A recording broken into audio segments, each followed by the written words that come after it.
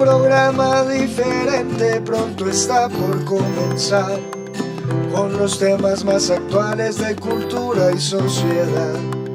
Para hablar de todo un poco yo los quiero invitar a que sigan bien atentos porque pronto va a empezar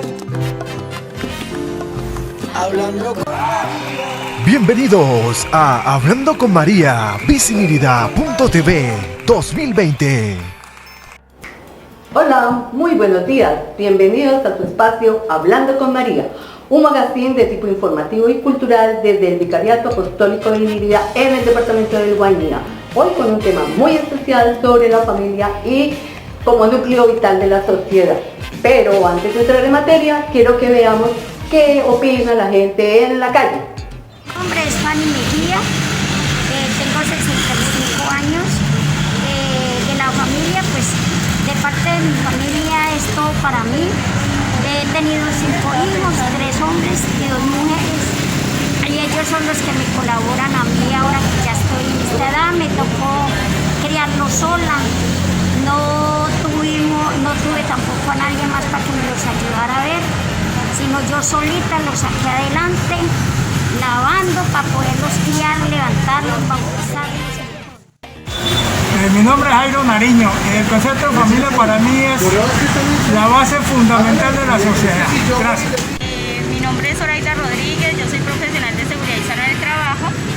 Para mí la familia es ese grupo de personas que comparten amor, amistad, son confidentes, están en las buenas y en las malas, tanto en la salud como en la enfermedad, en la riqueza, en la escasez económica. En este tiempo de pandemia, pues es el apoyo fundamental para todas las personas.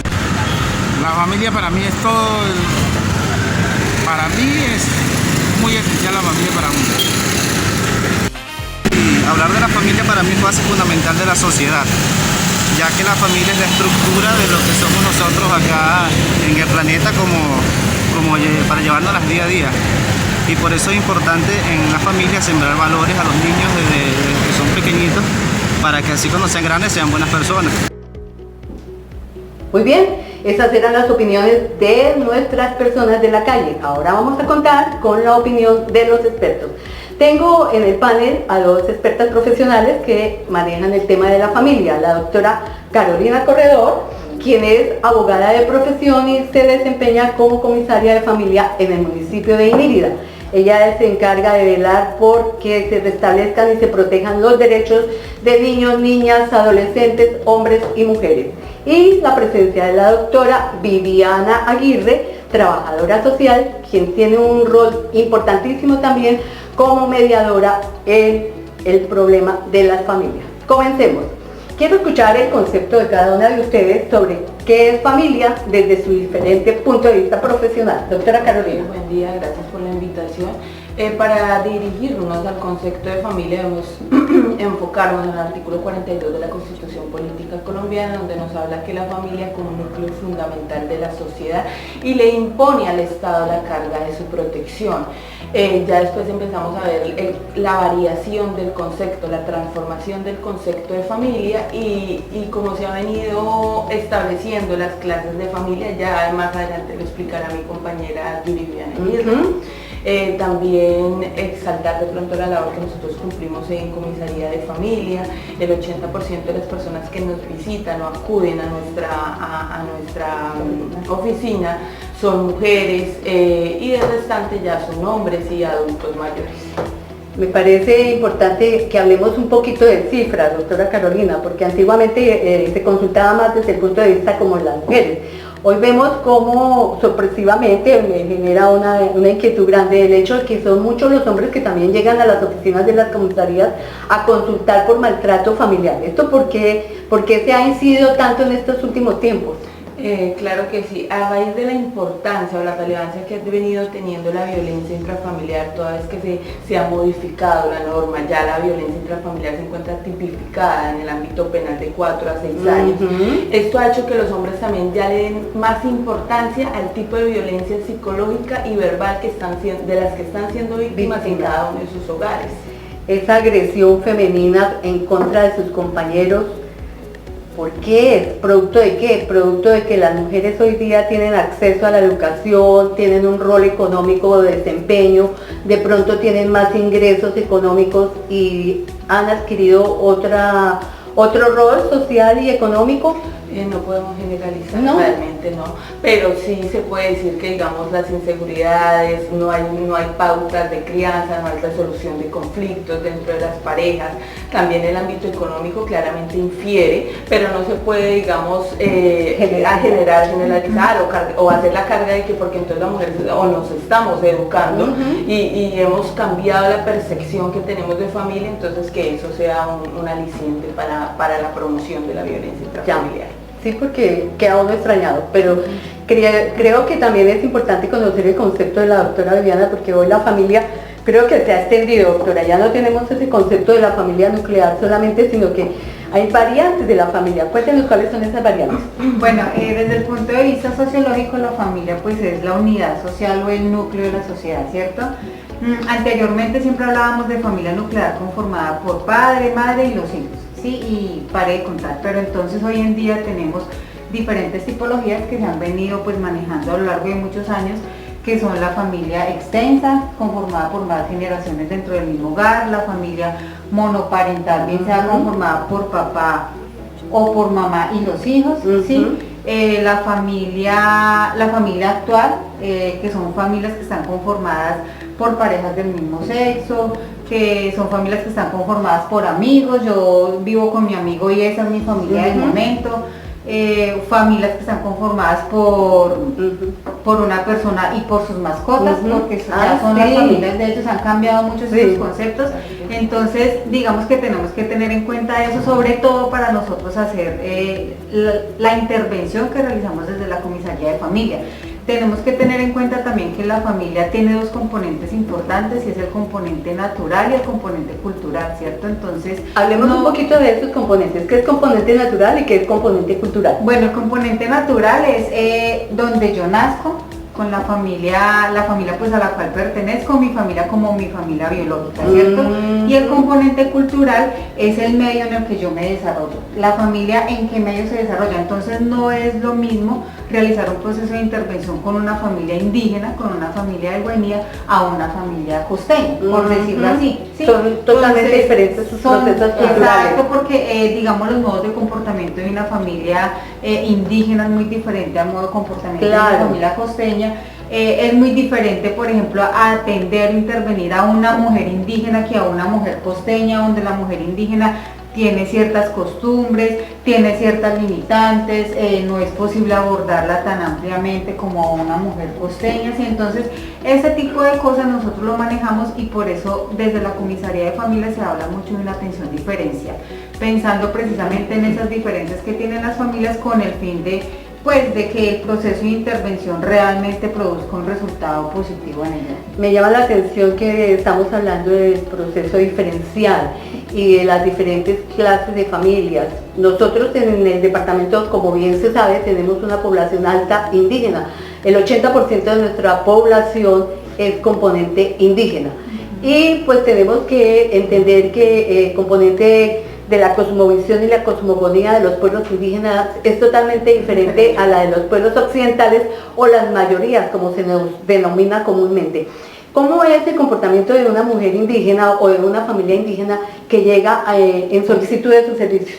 Sí, muy buena esa pregunta, y es que nos hemos encontrado con mujeres indígenas que efectivamente han denunciado hechos de maltrato, de violencia intrafamiliar, pero cuando nosotros empezamos a realizar el proceso de intervención con el equipo psicosocial, vemos una limitante, y es que es muy difícil para ellas expresar realmente lo que les está sucediendo, expresarlo abiertamente, porque la mujer indígena de por sí pues es un poco callada, es un poco tímida, ¿sí?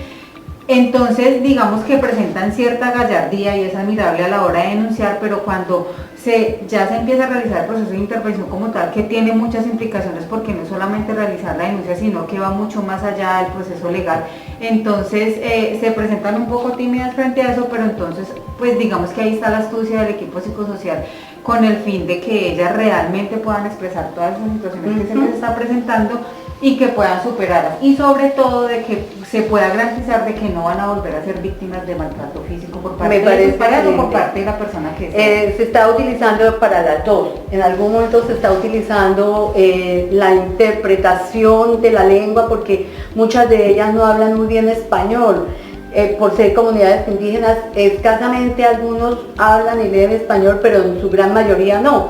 Cuando una persona de esta naturaleza llega a las oficinas a presentar su demanda, a presentar su queja, tiene dificultad en la expresión oral, claro que y sí. ¿Tienen ustedes intérpretes para hacerle más fácil esta situación? Intérpretes como tales no tenemos desde el despacho de la comisaría de familia, pero nosotros tenemos una dependencia de la alcaldía municipal que se llama Asuntos Indígenas. Ah, qué bien. Está en cabeza del señor Timoteo en este momento, y gracias a él en muchas ocasiones hemos podido surtir, digamos, todos estos trámites. Nos han colaborado, hemos tenido acercamientos con la comunidad y muchísimas otras diligencias nos han podido colaborar. Me parece excelente contar esto, porque es una forma donde las personas tienen la certeza y la seguridad de que realmente van a ser escuchadas y que van a ser tenidas en cuenta para una resolución a su conflicto, a su problema. Me encantaría que habláramos de estadísticas.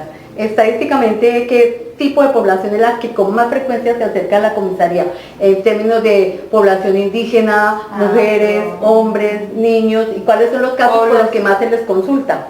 Población indígena, digamos, tenemos una recepción de un 40%, del resto ya miramos a no sé cómo se dice, mestizos, nosotros Pardos le llaman. Pardos. Bueno, nosotros los pardos es el mayor auge que hay en la comisaría de familia. Y desde el punto de vista del trabajo social, ¿cómo es la receptividad de las familias cuando ya llegan a hacer la labor de conjunto, de investigación? ¿Se expone plenamente el maltrato del que son víctimas o ya se frenan frente a la realidad de la autoridad? Digamos que en el momento en que ellas presentan la denuncia, se presenta un afloramiento pues de sus emociones, de sus sentimientos, y ahí es donde nosotros pues digamos como que aprovechamos para realizar, digamos como para que nos cuenten todo, ¿cierto? Cuando nosotros realizamos el proceso de intervención en las viviendas, sí hemos sentido que se frenan ya un poco. No sé si de pronto al pasar 1 o 2 días ellas piensan o se arrepienten de la denuncia que han realizado, porque muy posiblemente pues puede suceder. Sigue siendo víctima de la Exacto, pero entonces, bueno, afortunadamente el delito de violencia intrafamiliar pues no es, ¿cómo es? Que ya ellos no se pueden arrepentir de... No es desistible, exactamente. Entonces, pero igualmente no es solamente las indígenas, o sea, todos, absolutamente todas, muchas mujeres van y denuncian y a los 3 días, oiga, venga, no, es que no era ya se arrepienten, exacto. Ya no se puede dar paso atrás. Y mira que uno encuentra que estas situaciones suceden es porque hay mucha dependencia económica por parte de las mujeres hacia los agresores, que generalmente son sus parejas, sus esposos, ¿cierto? Entonces uno se encuentra estas limitantes porque efectivamente uno dice, bueno, pues ella se arrepiente porque efectivamente tiene 2, 3, 4, 5 niños a quien alimentar, entonces prefieren continuar con el agresor, continuar la convivencia, precisamente para que a sus hijos no les vaya a para tener ese sustento económico. Bueno, sí. En corto tiempo contamos a grosso modo y muy rápidamente qué sucede en nuestro departamento con las mujeres y con el maltrato en las familias. La versión de las 2 expertas profesionales que laboran en el municipio de Inírida y que realmente tienen un conocimiento amplio de esto. Esta es la versión de la parte estatal, gubernamental y de la normatividad. Ahora nos vamos con la parte de la iglesia. ¿Qué piensa la iglesia frente a esa sociedad y ante la familia? ¿Qué es la familia para la iglesia? Su comportamiento dentro del contexto social.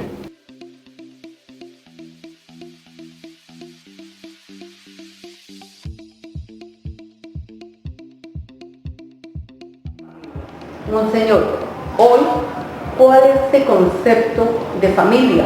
Porque tenemos el concepto jurídico, el concepto de la norma, de la ley, y tiene unas variantes, pero hay algo que a través de los tiempos se mantiene y es el del concepto de la iglesia.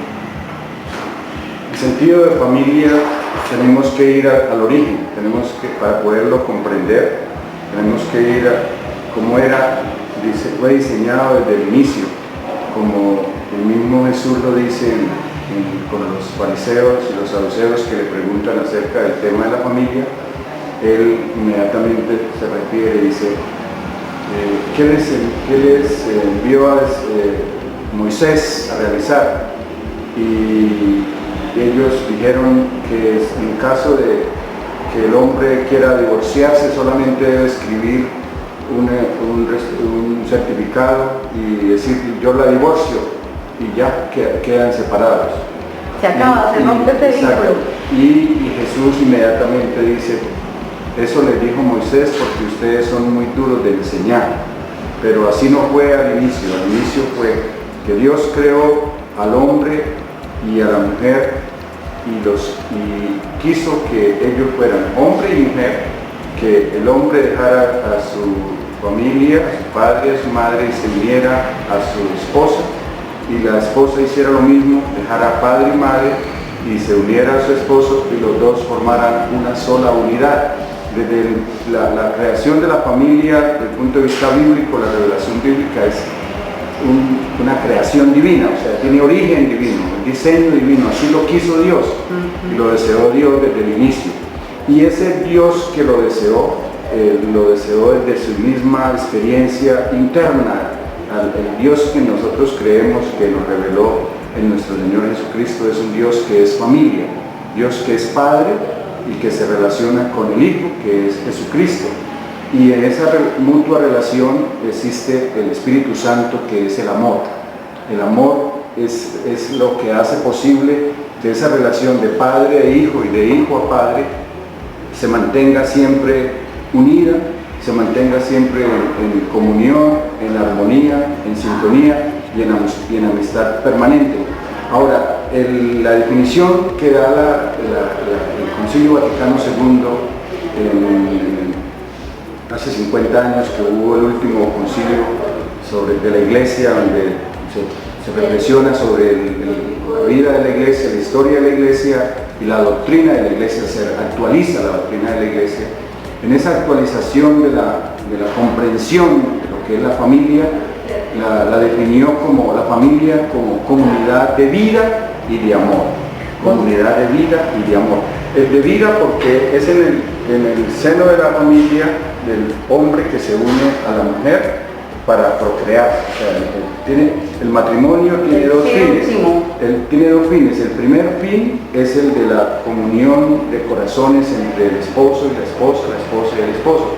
Y el segundo fin es el de la prole, pero es el de la procreación responsable. Es el de promoción de la vida, es el vehículo, instrumento de vida y cuidado de la vida.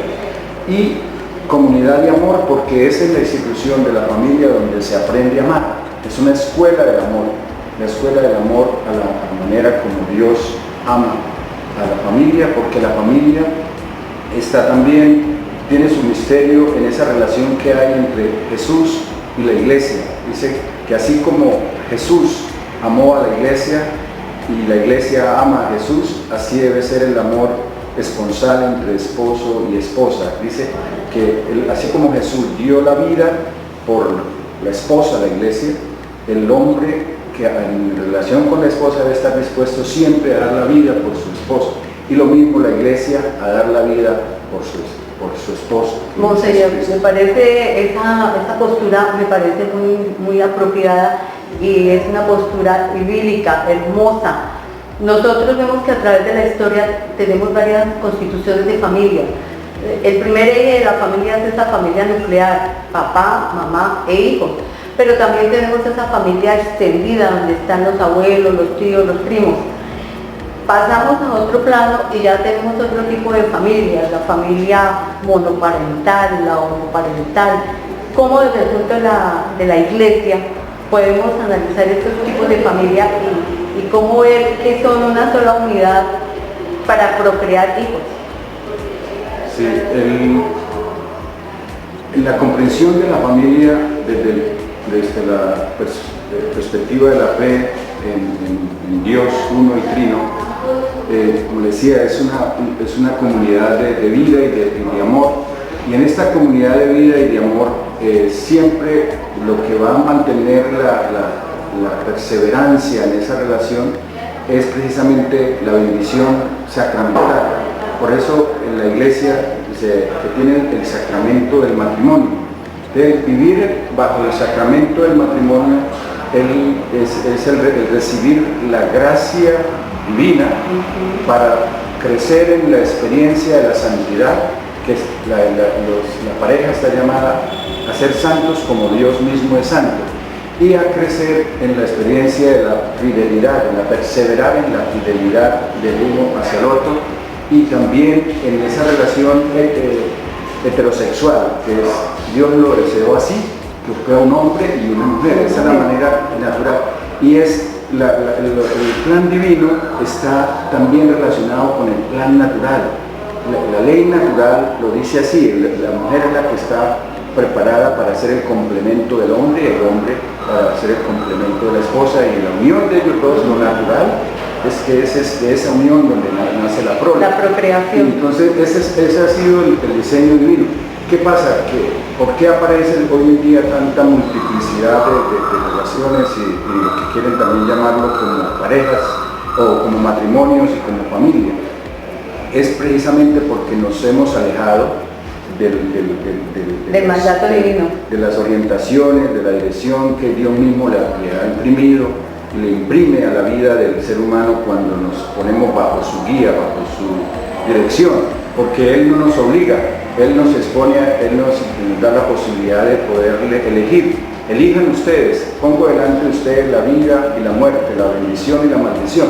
Elijan. De esa libre elección lleva al hombre a que permanezca fiel a ese diseño divino o a que se vaya en contra de él. Entonces, toda esta multiplicidad de manera de querer concebir la familia hoy en día se sale de la perspectiva divina, de lo que Dios diseñó para nosotros desde el comienzo. Entonces es una invitación a la conversión nuevamente a Dios para poder retomar y revivir el tema en nuestro momento actual, pero vivir de una manera nueva.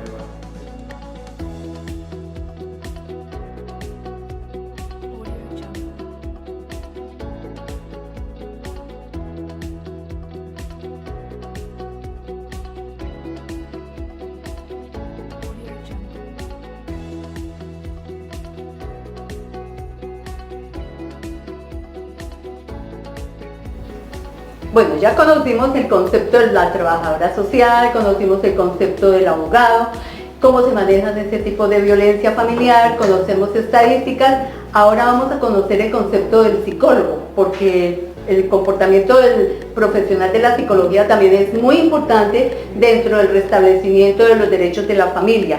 De la doctora Jenny Peña, como psicóloga de la alcaldía, vamos a conocer ¿cómo son esos tipos de violencia? ¿Cuántos tipos de violencia tenemos, doctora? Claro que sí. Es importante resaltar que siempre se habla generalmente del tipo de violencia física, que es el que más conocemos, que es el que es visible, el que podemos ver a simple vista. Pero esto no quiere decir que sea el único tipo de violencia. Tenemos la violencia física, que es la que conocemos.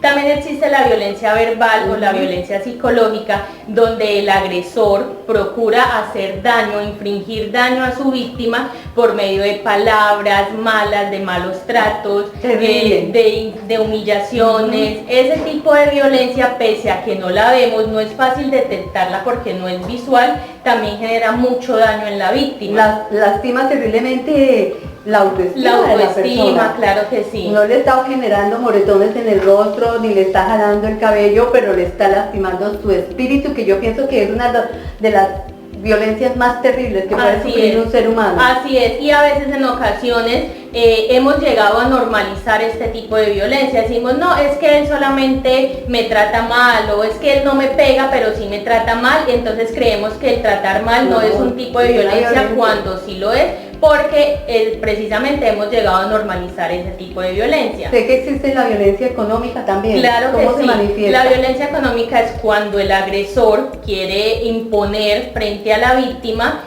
un tipo de control por medio del manejo del dinero. Por ejemplo, mi pareja es la persona que trabaja en el hogar y es la que controla todo el dinero, no me da para mis elementos de aseo, pese a que yo estoy en la casa, cuido de los niños, no paga los servicios, o por el contrario, sea la mujer la que trabaje en el hogar, el hombre no trabaje y sea él quien tome su dinero, exacto, quien tome su dinero y lo gaste en alcohol, en otro tipo de cosas y no queden para los gastos del hogar. A veces uno cree que esto no existe, que esto no pasa, pero la violencia económica sí está muy presente, claro, sobre todo en las familias que atendemos acá en el municipio. Claro, porque como lo anotaban nuestras panelistas anteriores, definitivamente muchas veces se soportan esos tipos de violencia por protección a los niños. Y creo que eso no genera ninguna protección a los niños, doctora, porque ellos están siendo víctimas de la visualización de esa violencia, están siendo víctimas del sentido de la audición, escuchando esas palabras,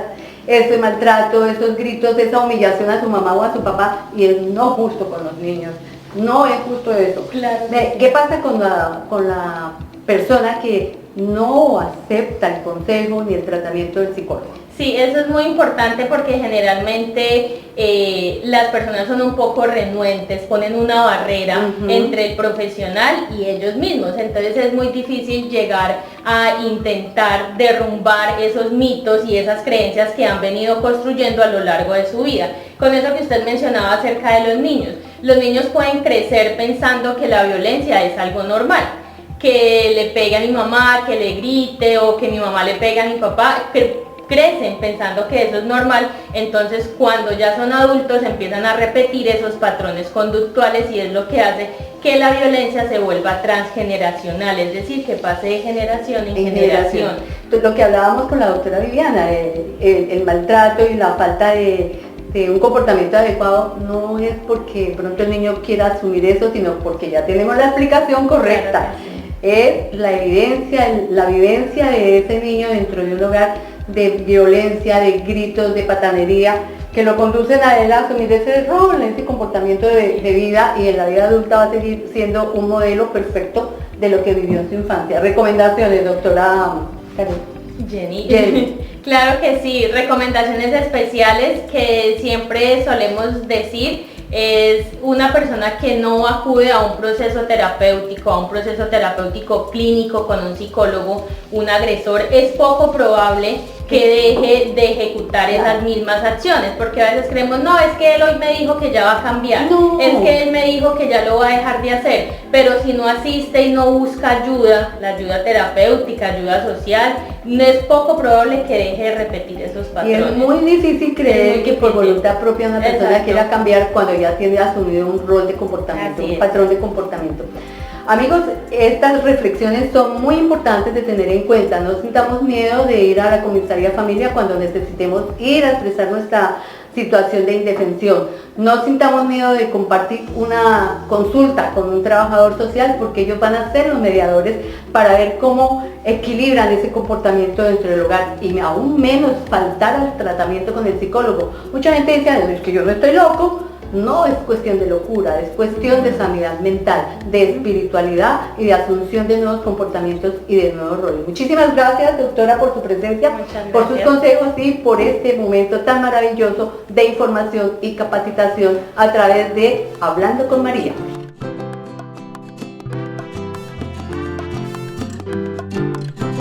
Hay un programa con información lleno de alegría. Un programa con información lleno de alegría. Te invito a ver junto a mí, Hablando con María. Ay, te invito a ver junto a mí, Hablando con María.